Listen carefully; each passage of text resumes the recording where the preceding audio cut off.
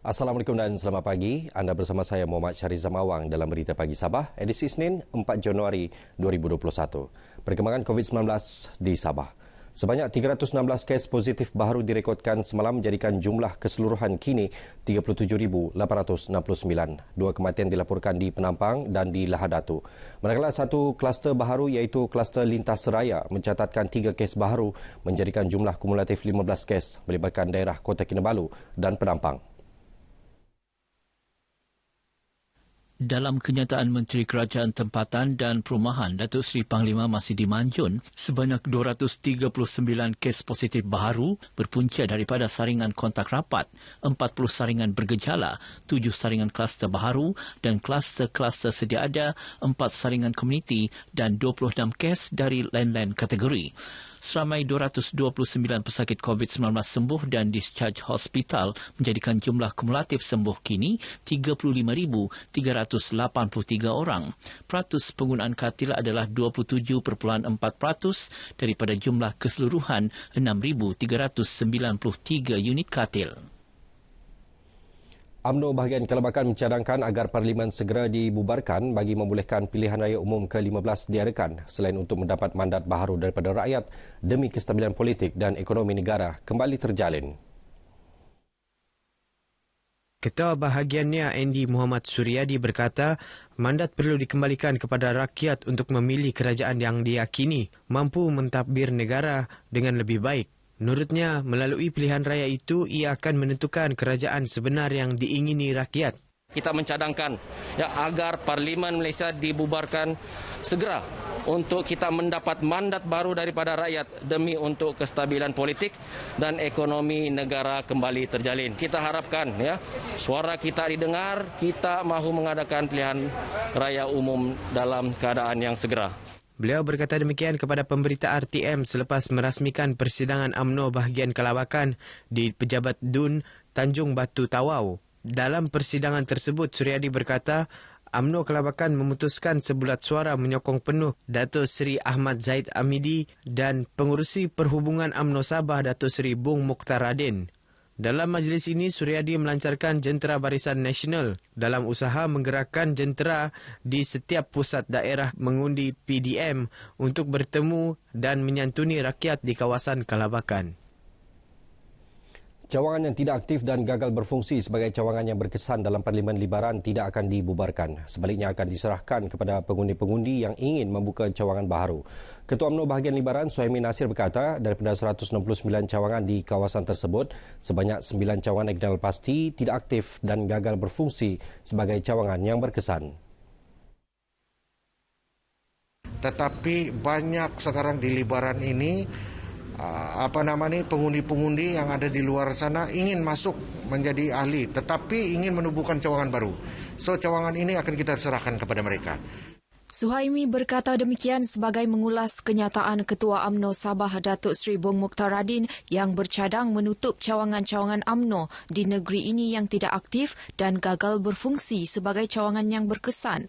Terdahulu, beliau merasmikan mesyuarat serentak perwakilan UMNO bahagian Libaran di Dewan Seri Libaran Sandakan. Dalam pada itu, Suhaimi berkata pihaknya bercadang membuka 10 lagi cawangan baharu dalam kawasan Dewan Undangan Negeri Dun Gumgum. Berikutan hanya mempunyai 60 cawangan berbanding lebih 3,000 jumlah keahlian. Dalam perkembangan lain, beliau mengingatkan agar setiap sayap UMNO Libaran terdiri pergerakan wanita, pemuda dan puteri untuk merapatkan jurang antara cawangan dan kepimpinan UMNO Libaran. Ia sebagai persediaan awal bagi menghadapi pilihan raya umum yang akan dilaksanakan pada bila-bila masa. Bahagian Zakat dan Fitrah Majlis Ugama Islam Sabah MUIS berjaya melepasi sasaran kutipan nilai zakat yang ditetapkan tahun lalu. Ketua Pegawai Eksekutif MUIS, Ramlan Awang Ali berkata, sehingga akhir Disember lepas, pihaknya berjaya mengutip RM100,126,192.19 nilai kutipan zakat.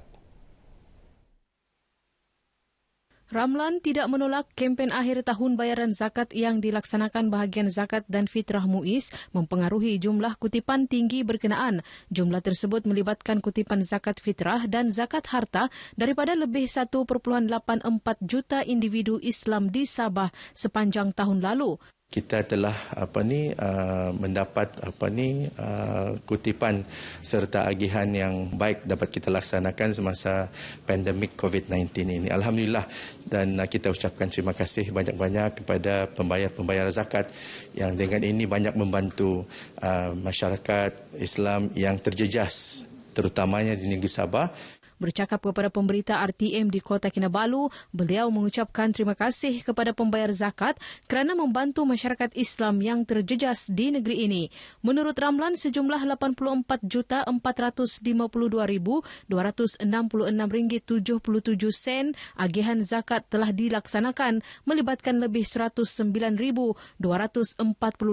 penerima terdiri 8 golongan asnaf iaitu fakir miskin, mu'alaf, gahrimin, al-riqab, Ibnu Sabil dan Fi Sabilillah.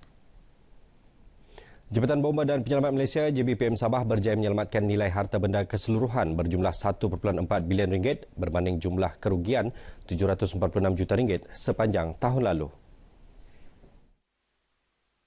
Pengarah JBPM Sabah Kamarul Zaman Malik Abdullah ketika dihubungi pemberita RTM di Kota Kinabalu memberitahu kejayaan itu dicapai dalam operasi kebakaran membabitkan 2,925 kes tahun lepas.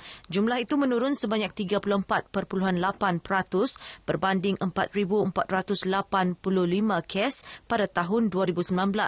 Sementara itu, 17 kes kematian akibat kebakaran dan 34 kes kecederaan akibat kebakaran dicatatkan di Sabah tahun lalu. Pengumuman kebenaran aktiviti tamu mingguan di Jalan Gaya Kota Kinabalu oleh kerajaan pada 6 Disember tahun lalu merupakan khabar gembira kepada 398 ahli Persatuan Penjajah-Penjajah Jalan Gaya Kota Kinabalu. Pengurusinya, Lee Chi Kong berkata, kebenaran itu membolehkan para penjajah kembali menjalankan aktiviti perniagaan yang terhenti di kawasan berkenaan sekaligus memulihkan ekonomi penjajah yang terjejas akibat penularan COVID-19. Menurut Lee, ahli persatuan turut merakamkan penghargaan kepada Dewan Bandaraya Kota Kinabalu di BKK yang memberi pengecualian bayaran lot tapak berniaga secara percuma termasuk lesen perniagaan di tamu berkenaan. Kami sudah berasa syukur sebab semua ahli boleh keluar mencari rezeki. Nampaknya sambutan pelanggan pun ramai datang. Semuanya boleh dapat cari makan. Saya berharap pihak kerajaan masih lagi membenarkan persatuan menguluskan tamu mingguan Jalan Gaya. Tambahnya, pembukaan semula aktiviti tamu mingguan dan pada masa sama membuka tapak prihatin turut memberi manfaat kepada peniaga yang tidak mempunyai lesen untuk menjana pendapatan. Kawasan letak kereta Hospital Daerah Beaufort kini boleh digunakan dengan baik. Sebelum ini, kawasan letak kereta itu sukar digunakan berikutan masalah terdapat lupa air yang besar. Ahli Dewan Undangan Negeri Adun Lumadan Roslan Muharram berkata usaha membaik pulih kawasan parkir tersebut bagi memudahkan penduduk Beaufort berurusan di hospital berkenaan. Beliau berkata demikian kepada RTM selepas melawat kawasan tersebut di Beaufort. Sebelum ini, kawasan parkir tersebut pernah tular di media sosial berikutan kesukaran orang awam untuk meletakkan kenderaan masing-masing. Tiada yang lebih menggembirakan hati seorang ibu orang kurang upaya OKU, Rosnah Bidin, 49 tahun untuk mempunyai rumah sendiri. 8 tahun hanya mampu menyewa dan impian untuk mempunyai kediaman sendiri, hanya tinggal impian.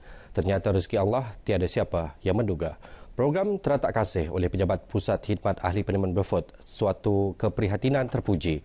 Laporan wartawan Olivia Serina Chong.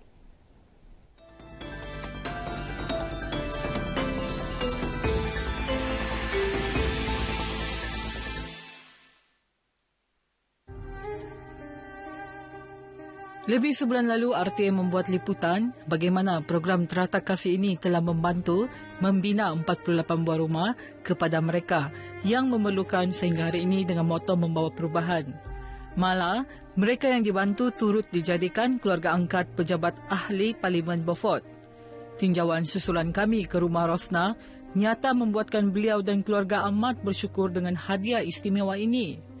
Siapa sangka Rosnah yang terpaksa berhenti kerja sejak 2015 akibat kedua-dua kakinya dipotong kerana komplikasi penyakit kencing manis menangis gembira menerima sebuah rumah.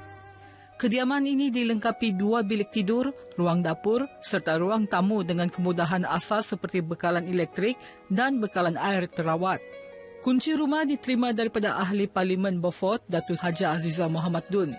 Jika sebelum ini Rosnah terpaksa membayar kadar sewa rumah RM450 sebulan, kini wang sewa tersebut dapat dimanfaatkan untuk kegunaan lain ketika Perintah Kawalan Pergerakan Bersyarat (PKPB) masih berkuat kuasa. Suami dan anak lelakinya hanya bekerja sebagai buruh dan pekerja restoran. Saya berasa sangat gembiralah dapat Datuk sudah bagi rumah, sudah bagi rumah, sudah bagi kunci. Saya cukup berterima kasihlah sama Datuk. Iyalah rasa sebab sudahlah. Akhirnya berapa tahun sudah dapat rumah. Sudah payah menyimak lah dalam tahun 2021 ni. Alhamdulillah saya sangat berterima kasihlah kerana dapat ni rumah. Dan berterima kasihlah kepada Datuk Haja mengurangkan beban kami. Jadi begitulah. Alhamdulillah kami berterima kasihlah. Ahli Parlimen Beaufort, Datuk Aziza yang mengucapkan terima kasih kepada pihak yang terlibat dalam usaha membina rumah terata kasih Rosnah dalam kadar segera sekaligus meringankan beban keluarga ini. Walaupun ini disebut untuk rumah untuk orang yang kurang mampu, tetapi insya-Allah mereka mempunyai daya usaha untuk berusaha bersungguh-sungguh untuk menambah baik kehidupan mereka dan ekonomi mereka. Mereka akan dapat keluar daripada kepompong yang dipanggil kemiskinan itu. Tahun ini sahaja sebanyak 15 rumah baharu program terata kasih berjaya dibina Pejabat Pusat Khidmat Ahli Parlimen Beaufort. Rumah inilah yang akan menjadi tempat berteduh bagi keluarga Rosnah daripada panas dan hujan. Dan paling penting bagi Rosnah, dia dan suami serta 2 lagi anak kini mempunyai ruang sendiri untuk bersama-sama dalam apapun keadaan. Laporan Serina Luviachong, RTM. Sekian berita dari Sabah pagi ini. Terus waspada dan sentiasa pantau status kesihatan bagi mengekang pandemik COVID-19. Saya Muhammad Syarif Samawang. Assalamualaikum dan jumpa lagi.